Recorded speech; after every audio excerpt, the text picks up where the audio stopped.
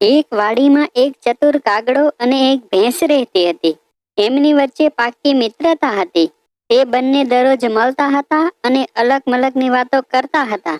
ચતુર કાગડો અને ભોળી ભેંસ વાડીના બંધિયાર વાતાવરણમાં કંટાળી ગયા હતા. એટલે એક દિવસ સવારમાં વાડી છોડીને જંગલ તરફ ચાલવા લાગ્યા. બંને મિત્રો વાતો કરતા કરતા ચાલતા હતા અને સાંજ પડવાની તૈયારી હતી અને જંગલ પણ આવવાની તૈયારી હતી. અને આખરે તે જંગલમાં પહોંચી ગયા. તે જંગલમાં રાતવાસો કરવા માટે સુરક્ષિત જગ્યા શોધતા હતા. બંને શોધતા હતા ત્યાં કાગડાએ એક ઝાડ જોયું. તે ઝાડ એમને સલામત લાગ્યું. ત્યારે કાગડાએ ભેંસને કહ્યું, અહીં આવી જા, આ જગ્યા મને સલામત દેખાય છે. અને ભેંસ ત્યાં ચાલીને જવા લાગી અને ભેંસને પણ સલામત જગ્યા લાગી એટલે તે સૂઈ ગઈ. કાગડો અને ભેંસ બંને આરામ કરવા લાગ્યા. રાત પડી ગઈ અને શાંતિથી સૂઈ ગયા. સવાર પડી તો તેમને યાદ ન રહ્યું કે આપણે જંગલમાં છીએ. તો જોરથી કાગડો બોલવા લાગ્યો, ક્રો ક્રો ક્રો. તેનાથી થોડે દૂર એક વાઘ સૂતો હતો. તે સાંભળીને જાગી ગયો. વાઘ વિચાર કરવા લાગ્યો, આજે તો બહુ સુંદર સ્વાદિષ્ટ ભોજન કરવા મળશે. વાઘ તો બહુ ખુશ થઈ ગયો. તે જલ્દીથી તે ઝાડ પાસે ચાલવા લાગ્યો અને કાગડો અને ભેંસ હતી ત્યાં પહોંચી ગયો. બંનેને જોઈને વાઘ બોલ્યો, કાગડાભાઈ, તમારું સ્વાગત છે આ જંગલમાં. આજ તો મારું પેટ ભરાઈ જશે. તમને ખાઈને મને ખૂબ આનંદ મળશે. કાગડો તો ખૂબ ચતુર હતો. વાઘને કહેવા લાગ્યો, વાઘભાઈ, તમે મને ખાશો, પણ એક મનમાં વિચાર આવે છે. વાઘે કહ્યું, તો કહો, શું વિચાર આવે છે? ચતુર કાગડાએ કહ્યું કે મને તમે ખાશો તો તમારું પેટ કેમ ભરાશે? હું તો ખૂબ જ નાનો છું. વાઘને સમજાઈ ગયું, એ પણ સાચી વાત છે. ત્યારે વાઘે ભેંસની તરફ જોયું. હા કાગડા, હા, તું ભેંસની વાત કરે છે ને? વાહ, મારું કામ તો કરી દીધું.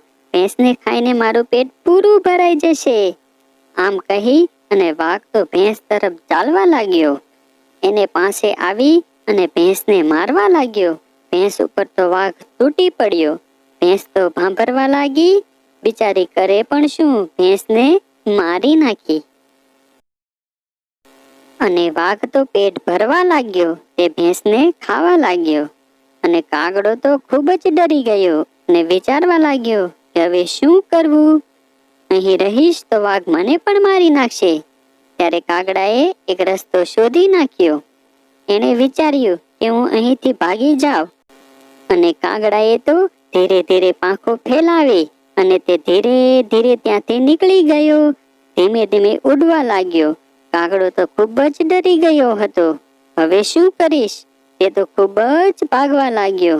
અને તે થોડો આગળ વધ્યો ત્યાં તેમણે એક તળાવ જોયું અને એમણે વિચાર્યું કે હું અહીં તળાવમાં પાણી પીને થોડી વાર આરામ કરીશ અને થોડી વાર આરામ કરીને અહીંથી ચાલ્યો જઈશ.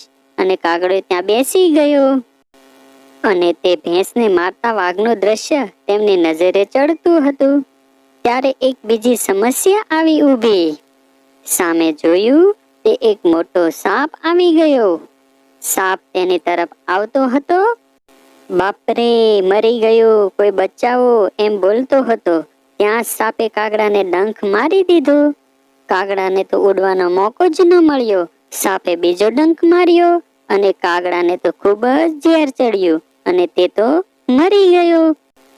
તો મિત્રો, સમજી ગયા ને તમે? ખરાબ કરવા વાળાની સાથે હંમેશા ખરાબ જ થાય છે.